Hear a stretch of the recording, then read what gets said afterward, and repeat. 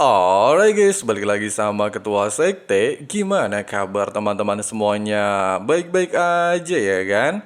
Nah, sesuai dengan janji Mimin di video-video sebelumnya, kita bakalan langsung ngelanjutin pembahasan spoiler versi novel Solen 2,5 ya guys ya. Dimana season 2,5 ini merupakan penghubung penting antara season 2 dan season 3 nantinya. Jadi kalau nggak nyimak ya pasti gagal paham kalau langsung ke Solen season 3 ya guys ya. Oke lah, daripada penasaran dan gak usah kelamaan lagi di awal video, langsung aja kita terobos versi novelnya ya guys ya.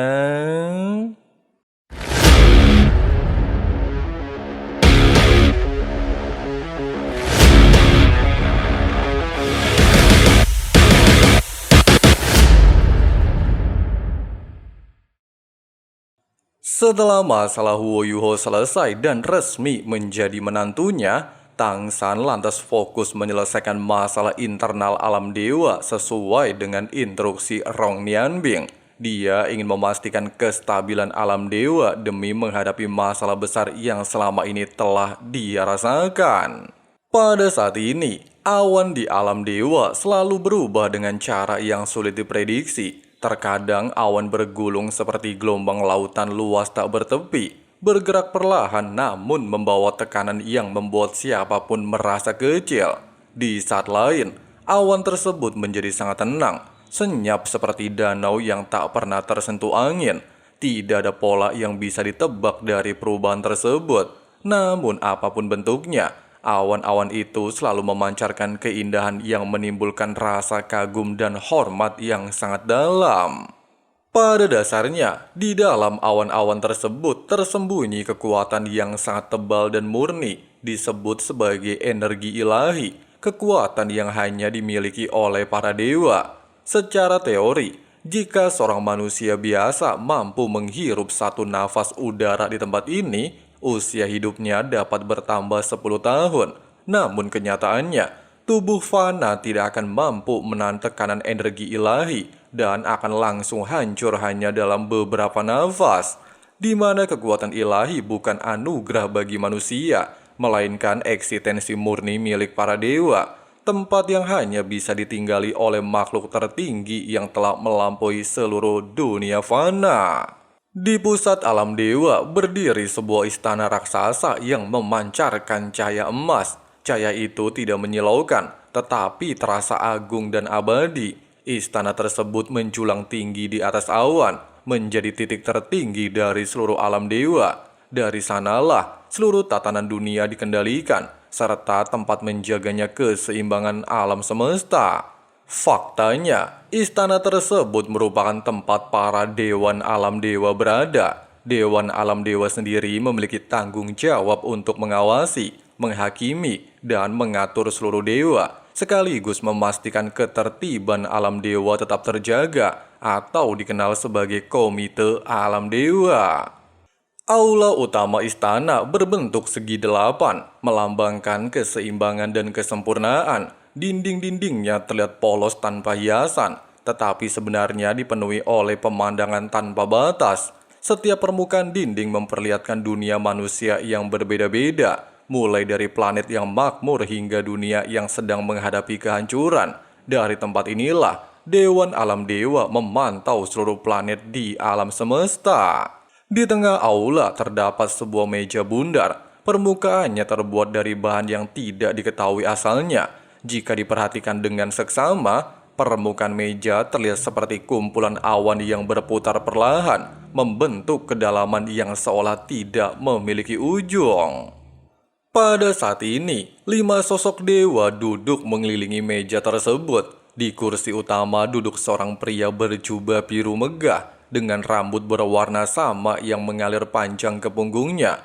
Jubahnya terlihat seperti lautan yang bergelombang lembut. Warna biru tua pada jubahnya begitu dalam hingga mampu menarik perhatian dan bahkan jiwa siapapun yang menatapnya terlalu lama. Dia adalah Dewa Laut Tangsan, salah satu pilar terkuat alam dewa, sekaligus pewaris kekuatan Dewa Asura.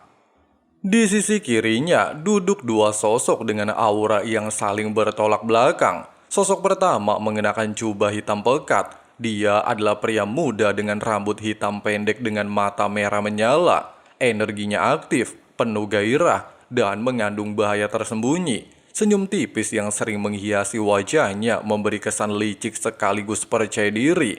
Dia dikenal sebagai dewa kejahatan. Di sampingnya, duduk seorang wanita berjubah putih. Rambut merah menyala mengalir lembut di punggungnya. Wajahnya cantik dan lembut, memancarkan ketenangan dan kemurnian yang menenangkan. Setiap gerakannya seolah membawa keseimbangan. Dia adalah Dewi Kebaikan, pasangan dan penyeimbang Dewa Kejahatan. Sementara itu, di sisi kanan Dewa Laut duduk dua sosok lain yang auranya sama kuatnya. Salah satunya adalah seseorang pria yang seluruh tubuhnya tertutup jubah ungu besar. Wajahnya tidak terlihat dan tersembunyi dalam bayangan. Hanya dua cahaya merah yang berkedip samar dari dalam jubahnya, seperti mata makhluk purba yang mengawasi segalanya. Aura kehancuran mengelilinginya tanpa henti. Dia adalah Dewa Kehancuran. Di sampingnya, duduk seorang wanita dengan gaun hijau panjang yang memancarkan aura kehidupan. Wajahnya tidak mencolok, tetapi kehangatan yang terpancar darinya membuat siapapun merasa tenang. Cahaya emas lembut menyelimuti tubuhnya. Dia adalah Dewi Kehidupan, sekaligus wujud penciptaan dan pertumbuhan. Kelima sosok tersebut adalah inti Dewan Alam Dewa, penguasa yang menentukan nasib dunia dan menjaga keseimbangan seluruh alam semesta. Pada saat ini, aula Dewan Alam Dewa terasa berat dan penuh tekanan tak kasat mata. 5 sosok dewa duduk mengelilingi meja bundar yang memantulkan bayangan awan tak berujung. Masing-masing dari mereka membawa kehendak besar yang mampu mempengaruhi nasib dunia-dunia fana. Setiap gerakan kecil, setiap perubahan ekspresi dapat mengguncang keseimbangan alam semesta. Dewa berjubah ungu yang dikenal sebagai Dewa Kehancuran menjadi sosok pertama yang mendorong perubahan besar. Dari balik jubahnya yang menutupi wajah, cahaya merah di matanya berdenyut perlahan. Kehadirannya selalu disertai tekanan yang membuat ruang di sekitarnya terasa lebih berat. Dia memandang ke arah Dewa Laut yang duduk di kursi utama. Di dalam pikirannya, telah lama tertanam keyakinan alam dewa harus berkembang dan meluas, mengikuti pertumbuhan dunia fana yang terus melahirkan manusia-manusia luar biasa. Menurut pandangan Dewa Kehancuran, semakin banyak manusia mencapai puncak kekuatan di dunia bawah, namun jalan untuk menjadi dewa tetap sempit dan penuh rintangan. Banyak individu berbakat gagal dalam ujian warisan dewa dan kehilangan kesempatan. Baginya, hal itu adalah pemborosan potensi dan tanda bahwa sistem yang ada sudah tidak lagi sesuai dengan perkembangan zaman. Jika alam dewa diperluas dan jumlah posisi dewa ditambah, maka jalan menuju keahlian akan menjadi lebih terbuka dan kekuatan alam dewa akan semakin kuat. Namun sayangnya, Dewa Laut Tangsan menolak pandangan Dewa Kehancuran. Baginya, hukum alam dewa ditetapkan dengan tujuan menjaga stabilitas. Setiap perubahan besar berpotensi mengguncang fondasi yang telah berdiri selama zaman yang tak terhitung. Memperluas alam dewa bukan hanya soal menambah ruang atau posisi, tetapi juga menyentuh keseimbangan energi, hukum kosmik, dan hubungan dengan dunia fana. Selain itu juga, Tangsan memahami memang ada banyak manusia berbakat di dunia bawah, namun dia juga melihat kenyataan lain, di mana banyak dewa lama memilih meninggalkan posisi mereka untuk menjelajahi alam semesta yang luas. Kekosongan yang tercipta seharusnya diisi secara alami melalui pergantian yang sudah diatur oleh hukum alam dewa, sehingga perubahan yang terlalu cepat dan dipaksakan hanya akan membawa ketidakpastian dan resiko besar. Ketegangan antara dua kehendak jelas membuat 3 sosok lainnya memperhatikan dengan ekspresi berbeda. Masing-masing memiliki pandangan sendiri, tetapi tidak semua berani menyatakan sikap secara terang-terangan. Sementara Dewi Kehidupan yang duduk di sisi Dewa Kehancuran memilih bersikap lebih lembut. Dia memahami pentingnya perencanaan dan kehati-hatian. Baginya, perubahan besar membutuhkan pertimbangan panjang, bukan dorongan emosi atau ambisi semata. Setelah mendengarkan saran Dewi Kehidupan, keputusan untuk memperluas alam dewa akhirnya ditunda. Dewa Laut menegaskan, masalah sebesar itu tidak dapat diputuskan hanya oleh 5 anggota inti. Pasalnya diperlukan pertemuan yang lebih luas, melibatkan lebih banyak dewa dan suara. Di saat keputusan Tangsan membuat aura dewa kehancuran menjadi semakin bergejolak, serta Tangsan hanya bisa menarik nafas dalam-dalam, Dewi Kehidupan justru memecahkan suasana dan merubah pertemuan menjadi lebih santai. Dia juga tersenyum ke arah Tangsan, di mana dia bisa merasakan ada getaran kehidupan baru di sekitar Dewa Laut, sehingga menandakan Tangsan akan segera memiliki anak kedua, menjadi sebuah kejadian langka di alam dewa. Pada dasarnya, bagi para dewa, memiliki keturunan bukanlah hal yang mudah. Energi ilahi yang terlalu kuat seringkali bertentangan dengan proses kelahiran. Oleh sebab itu, kabar tentang kehidupan baru di sekitar Tangsan segera membawa perasaan campur aduk antara kebahagiaan, keheranan, dan sedikit rasa iri yang tersembunyi. Singkatnya, ketika para dewa mengucapkan selamat kepadanya, Tangsan sendiri tersenyum puas dan tidak menyembunyikan apapun. Meski suasana sebelumnya tegang, tapi hubungan di antara mereka tetap terjaga dalam batas kehormatan dan tanggung jawab.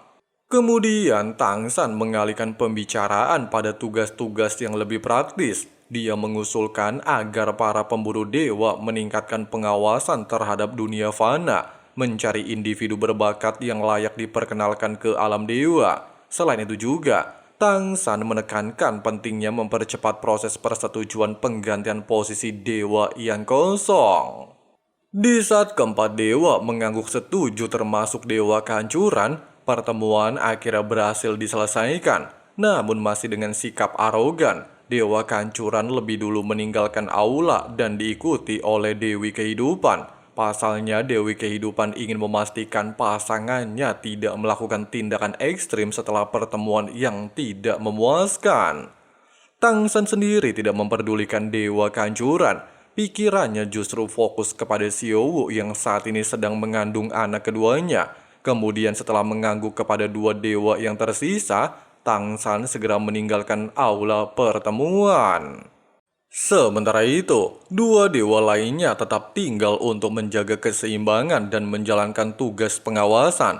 Mereka memahami perpecahan di antara para penguasa alam dewa dapat membawa konsekuensi besar. Untuk saat ini mereka hanya bisa menunggu, menjaga netralitas, dan berharap pertentangan antara kehancuran dan konservasi tidak akan berubah menjadi konflik terbuka. Di sudut aula, Dewi Kebaikan yang mengenakan jubah putih terlihat lebih rileks dibandingkan sebelumnya. Aura suci yang memancar dari tubuhnya perlahan menenangkan gejolak emosi yang tertinggal setelah perdebatan panjang. Dia bersandar di bahu Dewa Jahat, sosok berjubah hitam yang berdiri tegak dengan ekspresi tenang namun mata penuh pemikiran. Keduanya bukan sekedar rekan dalam dewan, tetapi juga pasangan yang telah berbagi perjalanan panjang dalam dunia dewa. Dewi Kebaikan menyadari dengan jelas ketegangan antara dewa kehancuran dan dewa laut telah meningkat dalam beberapa waktu terakhir. Perbedaan pandangan mereka bukan lagi sekedar perbedaan opini biasa, melainkan 2 arah pemikiran yang berpotensi membawa alam dewa ke jalur yang sangat berbeda. Satu pihak menginginkan perubahan dan ekspansi, sementara pihak lain berpegang teguh pada stabilitas dan hukum lama. Dengan alasan tersebut, Dewi Kebaikan merasakan kegelisahan yang sulit disembunyikan. Pasalnya dia menyadari konflik di antara 2 sosok sekuat itu tidak akan sederhana. Dewa Kejahatan sendiri memahami kegelisahan tersebut. Sebagai salah satu anggota dewan yang lebih muda, dia memiliki pandangan lebih realistis terhadap posisi mereka. Meskipun menyandang gelar dewa tingkat tinggi, dirinya dan pasangannya bukanlah pusat kekuasaan sejati di alam dewa. Mereka berada di sana bukan karena kekuatan mutlak, melainkan karena kekosongan yang ditinggalkan oleh 2 raja dewa yang memilih bereinkarnasi di dunia fana. Kesadaran akan posisi membuat Dewa Kejahatan bersikap hati-hati. Dia menyadari mengambil sikap terbuka akan sangat berisiko, di mana Dewa Kehancuran telah beberapa kali mencoba menariknya ke pihaknya secara pribadi. menjelaskan visi besar tentang alam dewa yang lebih luas, lebih kuat, dan lebih mampu menampung potensi dunia fana. Secara konsep, gagasan itu tidak sepenuhnya salah. Dunia bawah memang melahirkan semakin banyak individu luar biasa, dan sistem yang ada mulai menunjukkan keterbatasan. Namun pada saat yang sama, dewa jahat juga memahami sudut pandang dewa laut. Ekspansi alam dewa bukanlah proyek kecil. Setiap perubahan pada struktur ilahi dapat berdampak langsung pada keseimbangan kosmik, dunia fana, dimensi-dimensi lain, dan bahkan arus takdir dapat terguncang.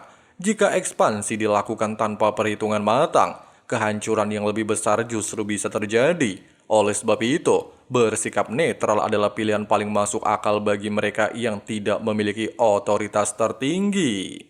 Dewi Kebaikan juga memahami kenyataan pahit tersebut. Di antara 5 dewan dalam komite, hanya Dewa Kehancuran dan Dewi Kehidupan yang memiliki sejarah panjang dan fondasi yang mapan. Dewa Laut bahkan lebih istimewa. Pasalnya, selain memegang otoritas besar, dia juga memiliki aspek Dewa Asura, menjadikannya yang terkuat di antara mereka. Sementara itu, dirinya dan Dewa Kejahatan berada di posisi paling lemah. Mereka hadir bukan karena kehendak pribadi, melainkan karena kebutuhan akan keseimbangan struktural alam dewa. Kesadaran akan hierarki untuk membuat Dewi Kebaikan tidak memilih ilusi tentang pengaruh mereka. Dia menyadari dalam situasi terpuruk sekalipun, tugas mereka bukanlah menentukan arah konflik, melainkan memastikan alam dewa tetap berjalan. Bahkan jika dua kekuatan benar-benar akan berbenturan, dunia ilahi tidak boleh dibiarkan kacau. Itulah tanggung jawab yang tidak bisa ditinggalkan. Dewa Kejahatan memandang alam dewa dengan perspektif yang lebih luas. Dalam pikirannya, dia menghitung struktur kekuatan yang ada saat ini. Alam dewa memiliki 18 dewa tingkat 1 yang memegang otoritas besar, 216 dewa tingkat 2 yang bertanggung jawab atas wilayah dan hukum tertentu, serta ribuan dewa tingkat 3 dan dewa umum yang menjalankan tugas-tugas spesifik. Selain itu, terdapat puluhan ribu pemburu dewa yang mengawasi dunia bawah dan mencari calon-calon baru. Dalam struktur sebesar itu, konflik terbuka antara dua figur sentral akan menciptakan gelombang yang sulit dikendalikan. Karena itulah, dia sangat berharap kedua Raja Dewa yang sedang bereinkarnasi dapat segera menyelesaikan perjalanan fana mereka dan kembali ke alam ilahi. Kehadiran mereka akan menjadi penyeimbang mutlak. Dengan otoritas mereka, perbedaan pandangan dapat diselesaikan tanpa perlu ekskalasi berbahaya. Namun sayangnya, harapan tersebut seringkali terasa jauh. Kedua Raja Dewa tersebut telah bereinkarnasi berkali-kali, menjalani kehidupan fana yang tak terhitung jumlahnya. Setiap kali mereka mencapai puncak dan mulai mengingat sebagian masa lalu mereka justru memilih untuk melanjutkan perjalanan di dunia bawah dan menolak untuk kembali. Tidak ada satupun dewa yang mampu memaksa mereka. Pilihan itu sepenuhnya berada di tangan mereka sendiri. Ketidakberdayaan menghadapi kenyataan tersebut membuat Dewi Kebaikan hanya bisa menerima keadaan. Dia menyadari, memikirkan hal-hal di luar kendali mereka hanya akan menambah beban pikiran. Karena itulah, ketika suasana mulai terlalu serius, Dewa Jahat dengan sengaja mengalihkan perhatian pada hal yang lebih ringan dan personal. Di sisi lain, Dewa Kehancuran melayang di atas awan, sementara kabut di sekitarnya berubah menjadi ungu tua. Energi kehancuran yang terpancar darinya begitu kuat hingga molekul air di sekelilingnya hancur di kehampaan. Saat dia tenggelam dalam pikirannya, Dewi Kehidupan muncul di belakangnya. Dewa Kehancuran dipenuhi ketidakpuasan terhadap kepemimpinan Dewa Laut. Dia beranggapan Dewa Laut terlalu konservatif dan menghambat perkembangan alam dewa. Menurutnya, ekspansi alam dewa dan galaksi lain adalah langkah mutlak untuk masa depan. Ketidakpuasan ini semakin besar karena dua Raja Dewa mempercayakan seluruh alam dewa kepada Dewa Laut sebelum bereinkarnasi. Dewi Kehidupan menanggapi dengan pandangan yang lebih tenang. Dia menilai tindakan Dewa Laut masih berada dalam batas yang diizinkan. Selain itu, Dewa Laut mewarisi dua posisi sekaligus, yaitu Dewa Laut dan Dewa Asyura. sehingga secara sah memberinya hak tertentu. Semua keputusan itu juga telah disetujui oleh dua Raja Dewa. Dewi Kehidupan bahkan mengakui jika dia berada di posisi yang sama, dia mungkin akan membuat keputusan serupa. Mendengarkan hal tersebut, niat kehancuran dalam diri Dewa Kehancuran melonjak tajam, memancarkan tekanan yang mampu menghancurkan unsur duniawi. Namun kekuatan tersebut melemah saat mendekati Dewi Kehidupan. Pasalnya kekuatan penciptaannya menetralkan kehancuran. Hubungan antara penciptaan dan kehancuran kembali terlihat sebagai keseimbangan yang misterius. Melihat niat kehancuran yang masih bergejolak, Dewi Kehidupan mendekat dan bersandar padanya, membuat Dewa Kehancuran menjadi lebih tenang. Namun dia mengungkapkan keraguannya terhadap masa depan alam dewa dan mempertanyakan peringkatan Dewa Laut tentang bencana besar. Dewi Kehidupan memilih untuk tetap percaya bahwa peringatan itu bukan kebohongan. Bagi mereka yang memiliki usia hampir tak terbatas, kelangsungan hidup dan kehati-hatian adalah hal yang paling penting. Dewa Kehancuran akhirnya mengangguk pelan, namun saat dia menoleh ke arah Dewan Alam Dewa, sorot matanya kembali berubah tajam, menandakan bahwa konflik di alam dewa masih jauh dari kata selesai. Nah guys, sebetulnya pembahasan alur cerita spoiler versi novel Donghua Solen 2,5 ya guys ya. Dan dari sinilah awal mula konflik di alam dewa tercipta ya guys ya. Dan buat teman-teman yang masih penasaran gimana sih kelanjutan versi novel yang Abang Frank akan jelasin, langsung aja klik subrek dan nyalain notifikasinya ya guys ya. Oke lah, makasih banyak banget buat teman-teman yang udah nonton sampai habis. See you next time guys.